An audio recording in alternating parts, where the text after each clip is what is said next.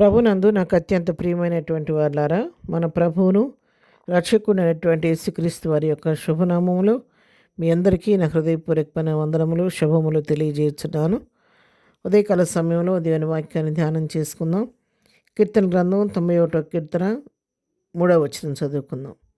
వేటకాని ఊరిలో నుండి ఆయనని విడిపించును, నాశనకరమైన తెగులు రాకుండా నేను రక్షించును. ఆమెన్.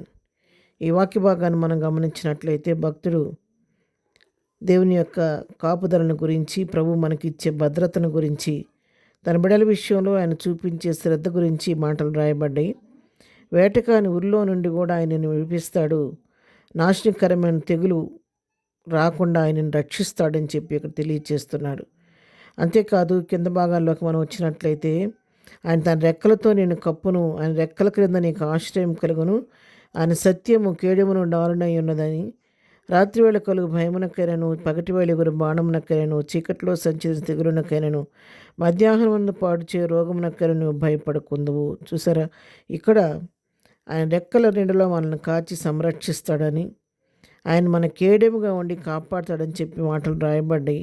అంతేకాదు ఆయన మనకు రాత్రివేళ కలిగే భయాన్ని నుంచి తప్పిస్తాడు, పగటివేళ ఎగురు అపవాదేసే బాణాల నుంచి తప్పిస్తాడు, చీకట్లో సంచరించే తెగుళ్ళ నుంచి తప్పిస్తాడని, మధ్యాహ్నం మందు పాడు చేసే రకరకాల రోగాల నుంచి తప్పిస్తాను కాబట్టి వాటికి భయపడకుండా క్షేమంగా ఉంటావని సెలవిస్తున్నాడు. ఎప్పుడు ఇలాంటి పరిస్థితి మన జీవితాల్లో కలుగుద్దని ఆలోచిస్తే మొదటి వచనం చదువుకుందాం. మహోన్నతుని చాటు నివసించేవాడే, సర్వశక్తి నుండి విశ్రమించేవాడు, ఆయనే నాకు ఆశ్రయము, నా కోట, నేను నమ్ముకున్న నా దేవుడని నేను యెహోవాను గూర్చి చెప్పుచున్నాను. ఎప్పుడు ఇలాంటి మరి క్రింద భాగాల్లో మనం చదివిన భద్రత మనకు కలుగుద్దంటే, మహోన్నతుడైన దేవుని మనకు ఆశ్రయదుర్గంగా చేసుకున్నప్పుడు, ఆయన నీడలో మనం విశ్రమించేవారిగా ఉన్నప్పుడు ఆయన భద్రత కాపుదల మనకు ఉంటుంది. ఎందుకంటే ఆయన మనం ఆశ్రయంగా చేసుకున్నాం కాబట్టి, ఆయన మనకు అండ కొండ ఆశ్రయదుర్గం కాబట్టి ఈ విధంగా వేటకాని ఊరిలో నుండి ఆయన మనల్ని తప్పిస్తాడు, నాశనకరమైన తెగులు రాకుండా ఆయన మనను రక్షిస్తూ ఉంటాడనమాట. మరి ఇక్కడ 124వ కీర్తనలో కూడా మనం చూసినట్లయితే 7వ వచనం, పక్షి తప్పించుకున్నట్లు మన ప్రాణము వేటకాండ్ర ఉరి నుండి తప్పించుకొని ఉన్నది, ఉరి తెంపబడిను మనం తప్పించుకొని ఉన్నాము. చూడండి ఎంత చక్కగా దావీదు చెప్తున్నాడు. ఇక్కడ ఈ వాక్య భాగం చాలా మర్మైన వాక్య భాగాన్ని మనం చదువుతున్నాం.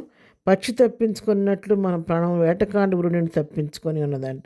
ఇక్కడ వేటగాడు ఎవరు అంటే మన విరోధి అయినటువంటి అపవాది తన ఉచ్చులో మన వలలో చిక్కించుకొని మనల్ని లాగివేయడానికి, మన ప్రాణాన్ని దొంగిలించడానికి అనేక రకాలుగా ఉరిలొడ్డుచున్నప్పుడు దేవుడు ఆ ఉరిని తెంపివేసి మనకు విడుదల కలుగు చేసి మనల్ని కాపాడి సంరక్షించాడు. అంతేకాదు పాపాన్ని బానిసమైపోయి లోకంలో పాపాంధకారంలో మనలను మనం పొందవలసిన శిక్షకు బదులుగా ఆయన శిక్షణ పొంది మన మీద ఉన్నటువంటి శాపపు కాడిని, పాపపు కాడిని రగ్గొట్టినందువలన ఈ రోజున మనం స్వేచ్ఛగా ప్రభువును స్తుతిస్తూ ఆయన కుమారులుగా, కుమార్తెలుగా ఈ లోకంలో జీవించగలుగుతున్నాం. ఈ రోజున మనకున్నటువంటి పాపపు కాడి విరగొట్టబడిన దాన్ని బట్టి ఉరి తెంపబడి వలదగిపోయిన పక్షి ఏ విధంగా ఎగురుతూ మరి తన స్వేచ్ఛగా జీవిస్తుందో ఆ విధంగా మనకు కూడా ప్రభు అలాంటి ఆత్మీయమైన స్వాతంత్ర్యాన్ని, స్వేచ్ఛను ప్రభు మనకు అనుగ్రహించాడు.